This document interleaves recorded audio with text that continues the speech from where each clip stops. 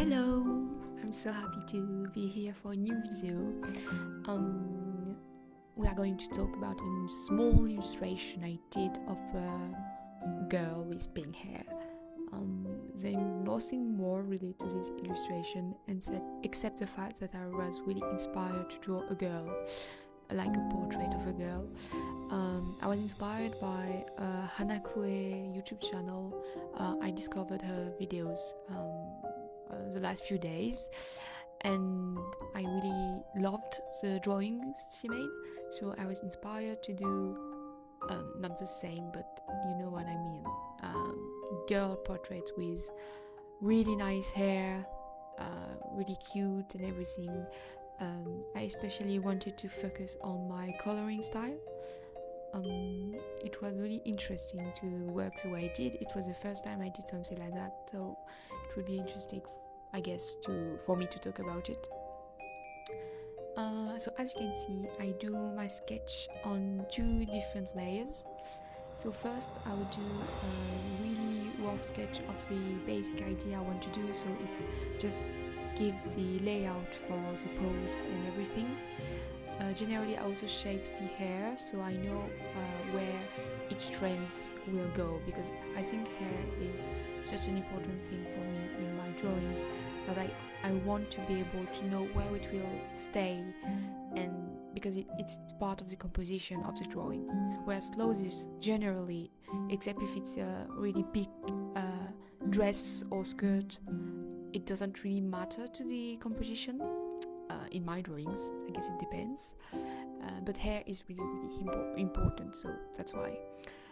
So when I finish my really rough sketch, as you can see, I make it blue, and I lighten, I lower the opacity of my sketch, and I go over it with a smaller brush that imitates a pencil, and I do the sketch. I almost always start with the face, and by the face I mean the eyes. Generally the eyes, but sometimes it's the nose.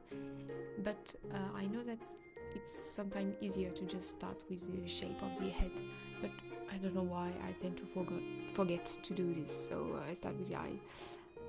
I also wanted to try a new style of eyes, if I can say. It's like the same style, but it's more in the coloring that we'll see a difference to what I usually make. So yeah, the inspiration for this drawing wasn't really anything fancy, that's why it's not especially fancy, but I do love the result, because I like the way I colored the drawing. I think the lighting is pretty good.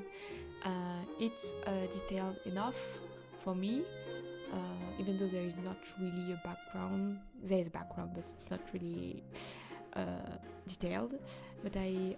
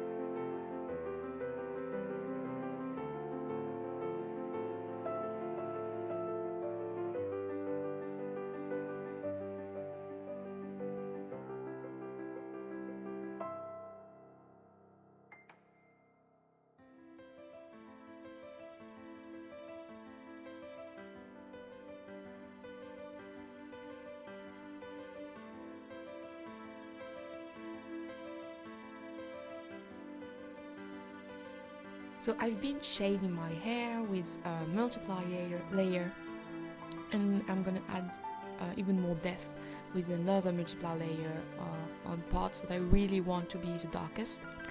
You will notice that I never use the multiply layer as 100% opacity.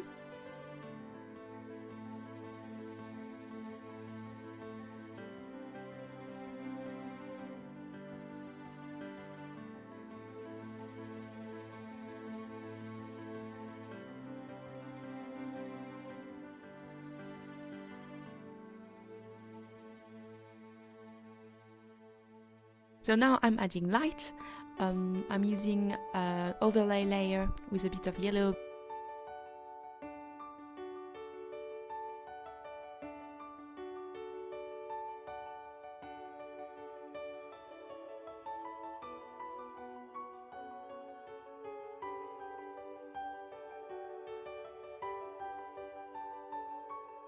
Then I add light layer. That I really love this effect layer to make the hair even more glowy.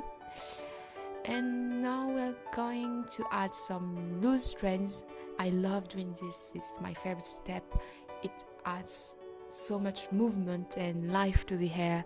So yeah, I definitely recommend it. So now we're going to shade the clothes. I'm not the best at shading clothes. I should really study it. Maybe I will do a video where I study how to shade clothes, because I just do whatever I think it's great. I think that how I draw clothes, wrinkles and stuff is okay, like it's acceptable. It's not maybe not the best, but anyway, I'm not the best at anything, so here. But when I shade it, it's even more bad, let's say. It's not bad, but you know what I mean. So I used a lot of the blur tool instead of the another one. So it just makes the shadow transition not so it does not make a gradient, but it makes just the transition a bit more blurred. So it's really nice because it helps not fading too much the shadows. But I do use the other tool to shade some stuff. My thought process when going to do I blur this part or not is that if it's a form shadow, that is to say, the shadow exists because it's two-dimensional and that it's like a tube, you know, then because it's called as a form, then I make a gradient. If it's just wrinkles or a cast shadow, then I won't blur, at least not as much. So I do the same thing on clothes that I did on skin, that is to say, I add orangey transition color on the part where shadow meets light, because it adds really a pop of color. It's really interesting. It makes everything more fun. Yes, so I did the skirt and everything. So and then I'm tweaking little things. I forgot to shade the bows. So it has something, put shadow also on the strawberry and on the boba. Really nice. When my characters are drinking something, I always prefer to make a boba because it's delicious. Bubble teas are delicious, and it's really nice. A beautiful drink, you know what I mean? It has something that is more than just orange juice, you know, when you draw it. Yeah, I'm just shading here. It's not really interesting. I'm waiting for me to start to work on the eyes. I'm adding some effect to imitate the glass effect. So I'm shading the eyes now. So I wanted to try a new way of drawing eyes that I see a lot, which is to say that the iris doesn't have line art and it's just a bit blurred. So I did this.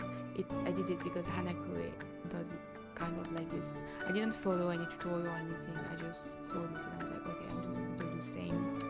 I also did like colored eyelashes, which I not often do.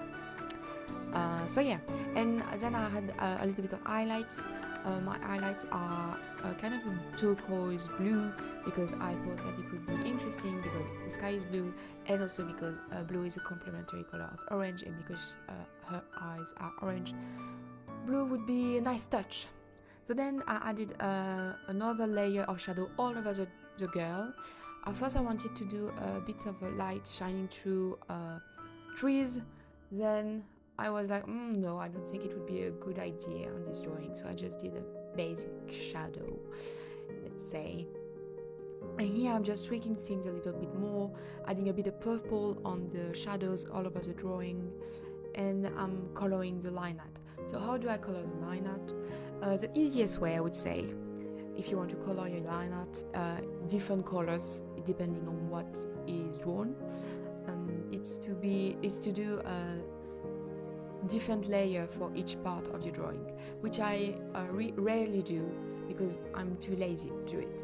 So my other technique is to simply just not be really precise of where the color goes, because it doesn't show up too much if near a hair strand there is a bit of blue instead of pink. So that's what I do, and I like to put my line art on a multiplier layer. So I'm now doing the kind of background, so it's not the sky, blue sky. I added a bit of clouds because it's nice, and then I wanted to add a bit of more interesting stuff because it was feeling too simplistic. So I added those little lights. It could be little insects, you know. I did even more light with the add glow effect or the overlay layer.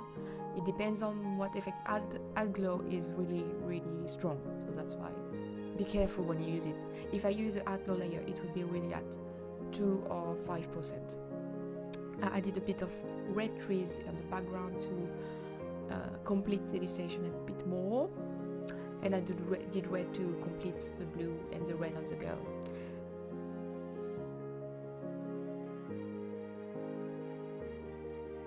I tricked a bit colors with a correction layer, and then I did another on my favorite step. That is to say, I would use a Gaussian blur all over the drawing, and I will erase on the focus parts on the face the blur. So here's the reveal. Hope you enjoyed it, and see you soon.